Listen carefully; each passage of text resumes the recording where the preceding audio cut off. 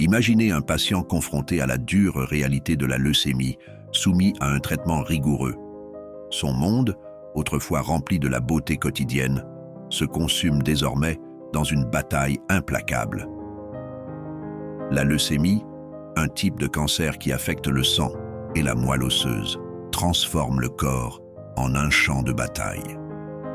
Pour ceux qui luttent contre cette maladie, le courage est aussi palpable que la peur.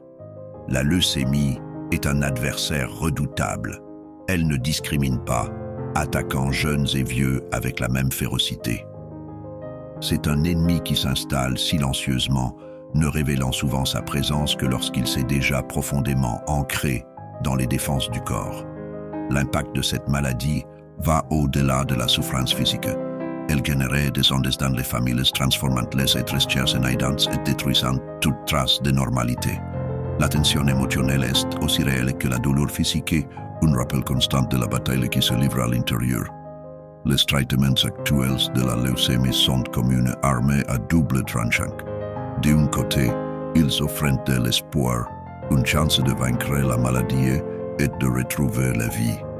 Mais, de notre côté, ils s'accompagnent de leurs propres défis, comme la chimiothérapie. Le traitement standard ressemble souvent à une bataille dans la bataille, avec des effets secondaires presque aussi effrayants que la maladie elle-même. Et il y a l'incertitude. Même avec un traitement, il n'y a aucune garantie de victoire. Les chances peuvent être faibles. Le chemin vers la rémission semé d'embûches. C'est une dure réalité qui souligne le besoin urgent de nouvelles formes de traitement, plus efficaces, pour faire face à cet ennemi redoutable. Nous avons besoin d'une nouvelle arme, peut-être d'une source improbable, une avancée scientifique qui pourrait changer le cours de cette bataille, offrant un nouvel espoir à ceux qui sont pris au piège dans cet affrontement transformateur. Aussi improbable que cela puisse paraître, ce nouvel espoir peut venir d'une créature que beaucoup d'entre nous préfèrent éviter, l'araignée. Mais gardez cette pensée à l'esprit. Nous explorerons en profondeur cette découverte fascinante dans la prochaine scène. Pour l'instant, prenons un moment pour apprécier le courage de ceux qui luttent contre cette maladie chaque jour et la recherche incessante de la science pour trouver un remède. Il y a 20 ans, une équipe dévouée de chercheurs s'est lancée dans un voyage de découverte, un voyage qui les a conduits dans les profondeurs du monde naturel où ils ont trouvé une créature aussi redoutée qu'incomprise. L'araignée Vitalius vaqueti. Cet arachnide modeste, originaire des forêts tropicales denses d'Amérique du Sud, allait bientôt révéler un secret qui pourrait reformuler l'avenir du traitement du cancer. L'équipe de recherche était dirigée par un groupe de scientifiques intrépides, originaires d'institutions du monde entier, infatigables dans leur recherche de nouvelles avancées médicales. Ils n'ont pas été intimidés par les défis imposés par cette créature venimeuse.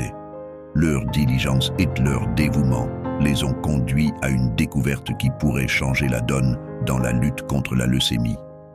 Cachée dans le venin de l'araignée, ils ont identifié une molécule unique.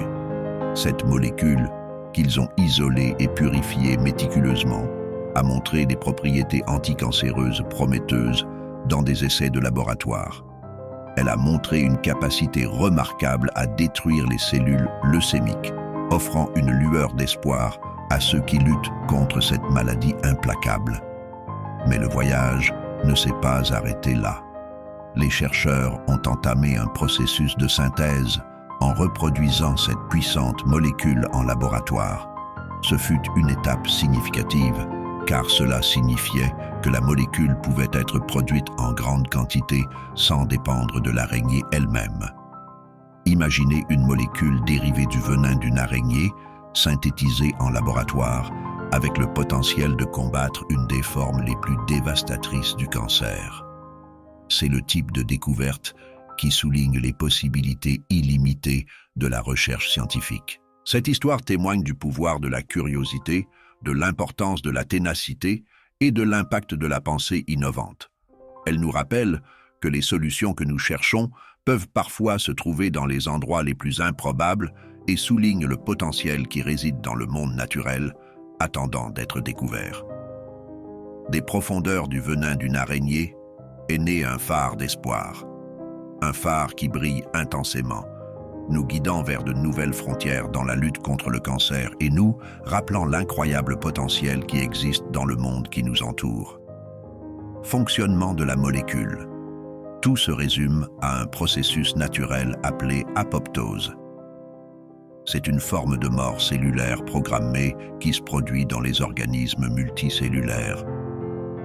En essence, c'est la façon dont une cellule se suicide lorsqu'elle est endommagée et représente un danger pour l'organisme, comme c'est le cas pour les cellules cancéreuses.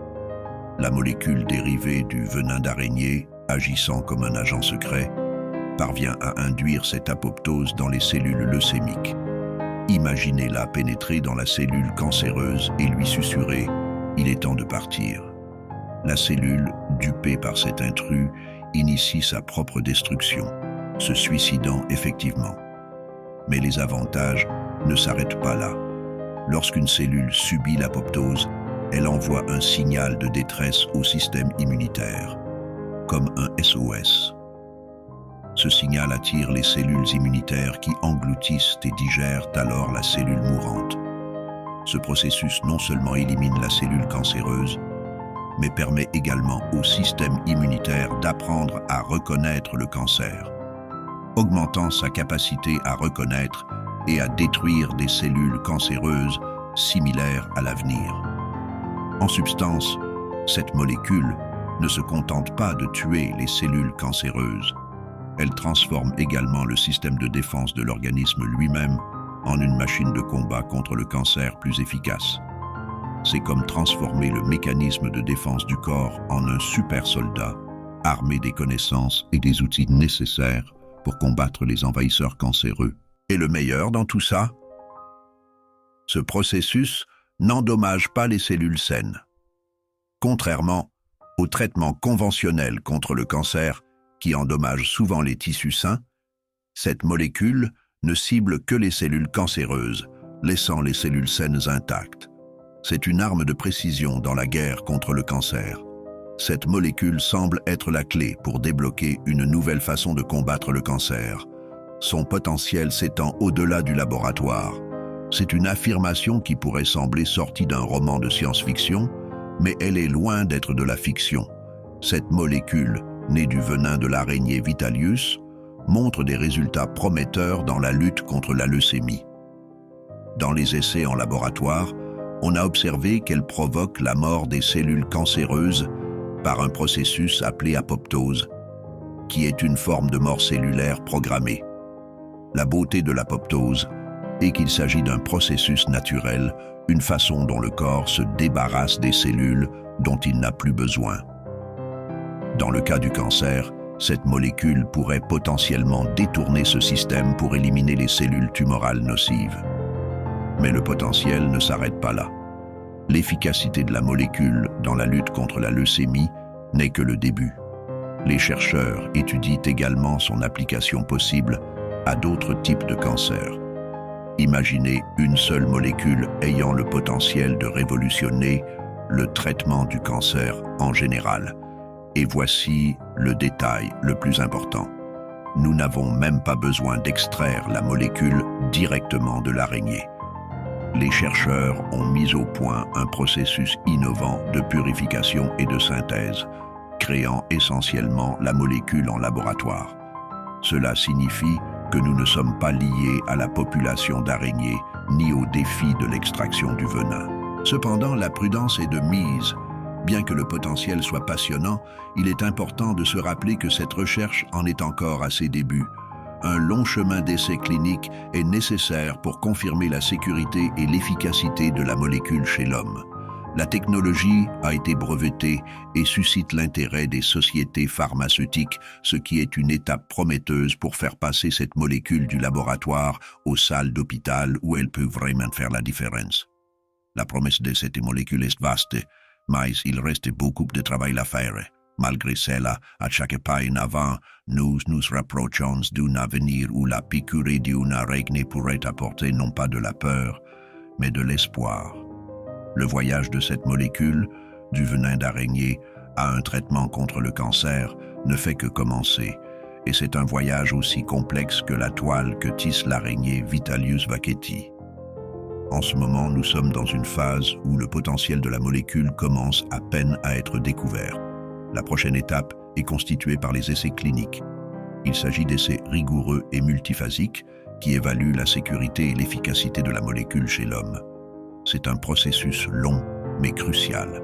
C'est au cours de ces essais que nous découvrirons si cette molécule peut réellement transformer la vie des personnes qui luttent contre la leucémie. En attendant, la technologie derrière l'isolement et la synthèse de cette molécule a été brevetée. Il s'agit d'une étape cruciale pour protéger la propriété intellectuelle des chercheurs et de leurs institutions. Elle ouvre également la voie au développement et à la commercialisation ultérieure de ce traitement potentiel. N'oublions pas non plus les sociétés pharmaceutiques. Elles jouent un rôle essentiel dans la mise sur le marché de nouveaux traitements. Il existe déjà un intérêt croissant de ces sociétés pour cette nouvelle molécule. Leur implication pourrait accélérer le progrès de la recherche, nous rapprochant du jour où ce traitement deviendra une réalité. Cependant, il est important de rappeler que ce voyage n'est pas sans défi. Le chemin vers un nouveau traitement contre le cancer est long et sinueux, jalonné de revers et d'obstacles potentiels. Le financement peut être irrégulier, les réglementations complexes et les essais cliniques peuvent durer des années. Il y aura des moments de doute et de frustration. Pourtant, chaque pas en avant nous rapproche de notre objectif. Un monde où la leucémie et d'autres cancers ne seront plus une sentence de mort, mais une condition gérable. C'est pourquoi, en commençant ce voyage, prenons un moment pour apprécier le potentiel de cette molécule née du venin d'une araignée. C'est une preuve des merveilles de la nature et de la quête incessante de la science dans le monde de la recherche contre le cancer. Cette molécule offre un rayon d'espoir prometteur. Et tandis que nous continuons sur ce chemin, gardons l'espoir que cette petite molécule puisse être le saut géant que nous attendons. Mais n'oublions pas que le véritable espoir réside dans les personnes qui luttent contre la leucémie chaque jour. Leur courage et leur résilience sont une source d'inspiration constante. La science peut nous offrir des outils, mais la véritable force vient de l'esprit humain et de la détermination à trouver un remède. Ainsi, tout en célébrant le potentiel de cette molécule, honorons également ceux qui luttent contre cette maladie et les scientifiques qui consacrent leur vie à la recherche d'un remède. Ensemble, nous pouvons transformer l'espoir en réalité et construire un avenir sans leucémie.